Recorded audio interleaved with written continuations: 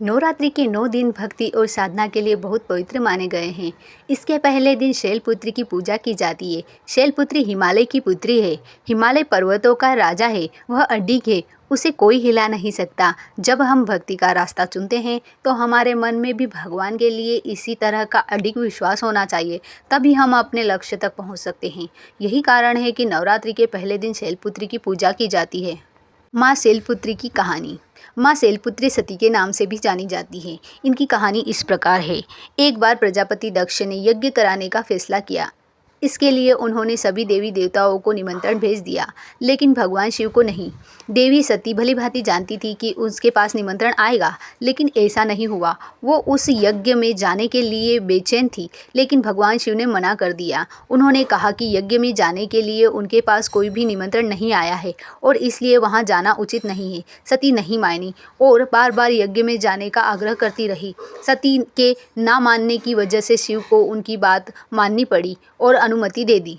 सती जब अपने पिता प्रजापति दक्ष के यहाँ पहुंची तो देखा कि कोई भी उनसे आदर और प्रेम के साथ बातचीत नहीं कर रहा है। सारे लोग मुंह फेरे हुए और सिर्फ उनकी माता ने स्नेह से उन्हें गले लगाया। उनकी बाकी बहनें उनका उपहास उड़ा रही थी और सती के पति भगवान शिव को भी तिरस्कार कर रही थी। स्वयं दक्ष ने भी अपमान करने का मौका न छोड़ा। ऐसा व्यवहार देख सती दुखी हो गई। अपना और अपने पति का अपमान उससे सहन न हुआ और फिर अगले ही पल उन्होंने वो कदम उठाया जिसकी कल्पना स्वयं दक्ष ने भी नहीं की होगी। सती ने उसी यज्ञ की अग्नि में खुद को स्वाहा कर अपने प्राण त्याग दिए। भगवान शिव को जैसे ही इसके बारे में पता चला तो वो दुखी हो गए। दुख और गुस्से की ज्वाला में जलते हुए शिव ने उस यज्ञ को ध्वस्त कर दिया। इसी सती ने फिर हिमालय के यहाँ जन्म लिया और वह जन्म लेने की वजह से उनका नाम शैलपुत्री पड़ा।